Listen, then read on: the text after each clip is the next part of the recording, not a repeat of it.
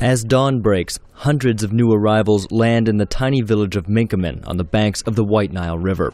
They are among more than 400,000 South Sudanese who have been displaced by fighting in the country.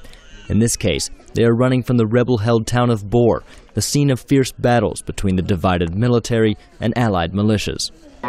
These boats have just arrived from Jonglei State around the area of Bor. People spent 8 hours traveling in the dead of night just to escape the fighting in the area.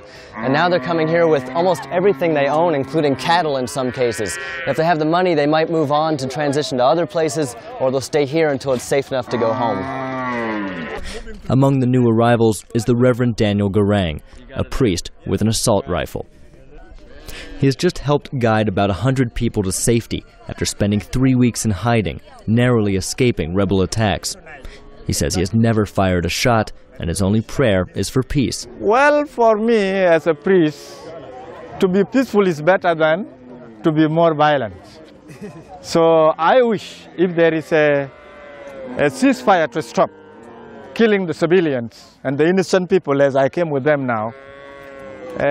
You can see me as a military because I'm military-minded, but I'm a civilian.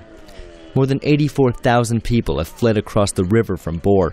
The cattle just started arriving this week. A major indication of wealth in South Sudan, the cows could not be left behind. Those who can afford to have brought them over by the boatful, another sign that people are not expecting to go home anytime soon.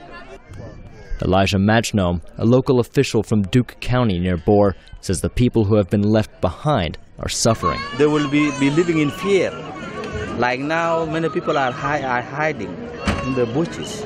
Then when they went to the bushes, then there's no food there in the bush. These are the challenges there that I have witnessed there. Almost all who have settled here in Minkaman are Dinka, the tribe of President Salva Kiir. They are victims of ethnic tensions that have been reignited by the president's fallout with his top rival, Riek Machar, a Nuer. Elizabeth Yar Garang sleeps under this tree with her mother. In the recent violence, she sees echoes of the massacre of Dinka in 1991 that many blamed on Machar when he led another rebel group. Why does this man Machar kill people, old, young, women and children, and now he wants to be a leader? He has done this twice and we cannot forget. While Dinka have been displaced here, Nuer have been targeted with violence and displaced in other parts of the country, including tens of thousands in the capital. As ceasefire talks drag on, those uprooted by the conflict remain a long way from home. Gabe Joselow, VOA News, Minkaman, South Sudan.